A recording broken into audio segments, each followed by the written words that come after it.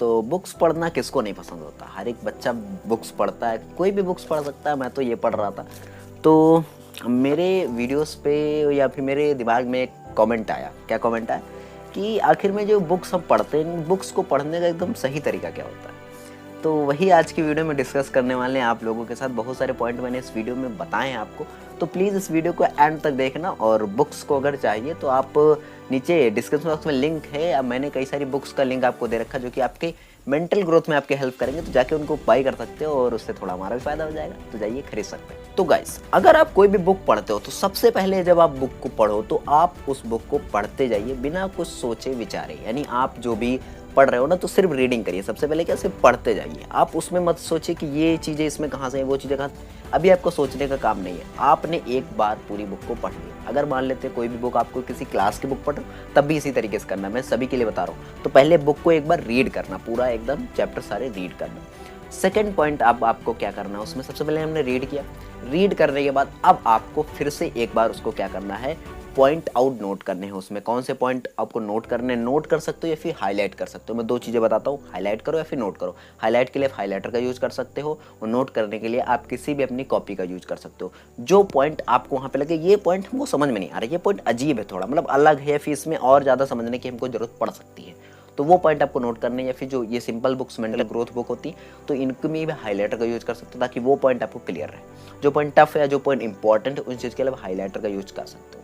ये बहुत बढ़िया चीज़ होती है। जो बच्चा इस चीज़ों को करता है ना, उसको ज़्यादा चीज़ें याद रहती है, क्योंकि हम पूरी बुक्स को नहीं याद कर सकते, बुक से कुछ चीज़ें हम अपने याद कर सकते हैं। ठीक है, तो वो चीज़ आप कर सकते हो, नहीं हाईलाइटर का यूज इसमें कर सकते हो ताकि आपको चीज़ें अच्छे तरीके से याद रहें और आप चीज़ों को एम्प्लीफाई कर पाओ। अब देखो, थर्ड पॉइंट जो कि हमारा सबसे ज़्यादा इंपॉर्टेंट पॉइंट है, वो ये पॉइंट है, हम बुक्स पढ़ते तो हैं लेकिन इनको अपनी लाइफ में नहीं उतारते। फॉर एग्जाम्पल, आपने बुक्स पढ़ ली रिच डैड पुअर डैड।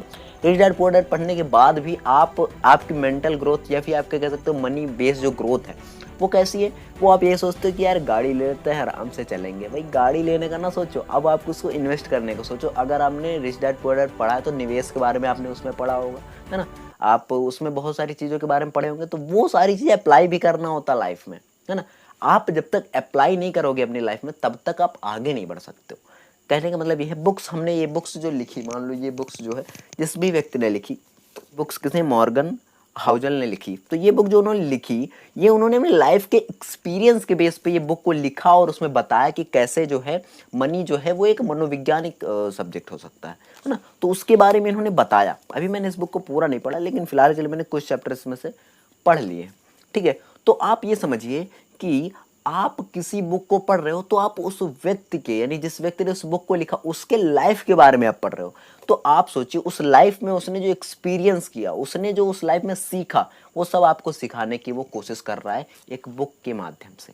तो आप यहाँ पे समझने की कोशिश कि वो जो सिखा रहा है, अगर आप वो अपनी लाइफ में उतार लोगे तो आप कितना आगे जाने वाले हो। तो जो भी बुक आप पढ़ो वो आप अपनी लाइफ में जरूर उतारो। फॉर एग्जाम्पल, जैसे इस दुनिया की सबसे अच्छी बुक, सबसे बढ़िया बुक, वो है श्रीमद् भगवत गीता।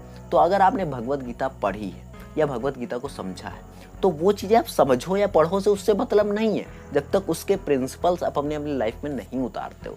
अगर उन प्रिंसिपल्स को अपनी लाइफ में उतारोगे तभी तो आप आगे बढ़ पाओगे। अगर हम जैसे हम भागवत में जाते हैं, भागवत में कथा सुनने, तो कथा में इसलिए सुना जाता है कि वो इन्फ्लुएंस हो जाए उनसे और उन कथा सुनने वाले जो वाक्य हैं, उन्होंने जो बोले हैं, उनको हम अपनी लाइफ में उतारें, है ना। इसीलिए तो हम करते हैं, वरना हमको क्या ज़रूरत है भाई। बुक्स पढ़ के अगर ज्ञान मिलने लगे तो भाई बुक्स सभी लोग पढ़ ले, लेकिन वो चीज़ हम अपनी लाइफ में एम्प्लीफाई करते हैं, जो हमको लगातार वो चीज़ें देखने को मिलती है। तो जो भी बुक्स आप पढ़ो, कोई भी बुक अगर आप रीड कर रहे हो, तो उस बुक के रीड करने के बाद उस बुक को अपनी लाइफ में भी उतारो। चाहे वो साइंस की बुक हो, चाहे एसएसटी की बुक हो। साइंस की बुक में हमें क्या सिखाया जाता है हमेशा, कि एक्सपेरिमेंट करो, है ना।